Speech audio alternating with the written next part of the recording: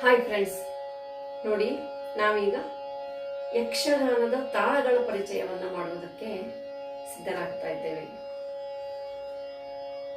ಮುಖ್ಯವಾಗಿ ಯಕ್ಷಗಾನದಲ್ಲಿ 7 ತಾಳಗಳಿವೆ. ಈ ತಾಳಗಳಿಗೆ ಪೂರಕವಾದಂತಹ ಕೆಲವು ತಾಳಗಳಿದ್ದರೂ ಮುಖ್ಯವಾಗಿ ಇರುವುದು 7 ತಾಳ. ಇವತ್ತಿನ ದಿವಸ ನಾವು ತೆಗೆದುಕೊಂಡಂತಹ ತಾಳ ತ್ರಿವುಡೆ ತಾಳ. ಈ ತ್ರಿವುಡೆ ತಾಳದಲ್ಲಿ 7 ಮಾತ್ರೆಗಳು. ನೋಡಿ, 7 ಮಾತ್ರೆಗಳು, 3 2 2ರ ಕ್ರಮ. ಹಾಗೆ 1ಕ್ಕೆ 4ಕ್ಕೆ 6ಕ್ಕೆ ಘಾತ, 1ಕ್ಕೆ 4ಕ್ಕೆ 6ಕ್ಕೆ ಘಾತ. ಈಗ ನಾನು ಈ 7 ಮಾತ್ರೆಯ ತ್ರಿವುಡೆ ತಾಳವನ್ನ ಕೈ ತಾಳದ ಮೂಲಕ ತೋರಿಸ್ತೇನೆ. ಆಮೇಲೆ ಕಾಲಿಗೆ ಹಾಕಿ ಹೆಜ್ಜೆಯ ಮೂಲಕ ಹಾಕೋಣ. ಓಕೆ, ಪ್ರಾರಂಭಿಸೋಣ. ನೋಡಿ, 1 2 3 4 5 6 7. 1 2 3 4 5 6 7. ಧೇಮ ಕೀಟ ತಕ, ಧೇಮ ಕೀಟ, ಧೇಮ ಕೀಟ, ಧೇಮ ಕೀಟ ತಕ, ಧೇಮ ಕೀಟ, ಧೇಮ ಕೀಟ.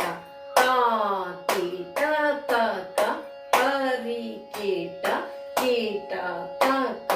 ತಾ ತಯ್ಯ ದಿತ್ತ ದದಿ ಗಿಣ ತೋ. ಇದು ಕೈತಾಳ. ಈಗ ಈ ಕೈತಾಳವನ್ನ ಹೆಜ್ಜೆಯ ಮೂಲಕ ನೋಡೋಣ. ಈ ಹೆಜ್ಜೆಯನ್ನು ಹಾಕುವಾಗ ಈ 7 ಮಾತ್ರೆಯ ಒಂದು ಗ್ರೂಪಿಗೆ ದಸ್ತು ಅಂತ ಹೇಳ್ತೇವೆ.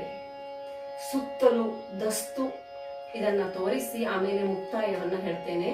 ದಸ್ತು ಮತ್ತು ಮುಕ್ತಾಯ. ಓಕೆ, ಕಾಲಿಗೆ ಹೆಜ್ಜೆ ಪ್ರಾರಂಭಿಸೋಣ.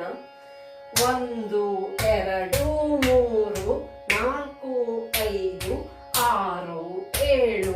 1 2 3 4 5 6 7. ಧೇಮ್ ಕೀಟ ತಕ, ಧೇಮ್ ಕೀಟ, ಧೇಮ್ ಕೀಟ, ಧೇಮ್ ಕೀಟ ತಕ, ಧೇಮ್ ಕೀಟ, ಧೇಮ್ ಕೀಟ. ತಾ ಕೀಟ ತಕ, ತರಿ ಕೀಟ, ಕೀಟ ತಕ. ತಾ ತಯ್ಯ ದಿತ್ತ ದದಿ ಗಿಣ ತೋ. ಇದು ತ್ರಿವುಡೆ ತಾಳದ ದಸ್ತು ಮತ್ತು ಮುಕ್ತಾಯ. ನೋಡಿ, ತ್ರಿವುಡೆ ತಾಳ.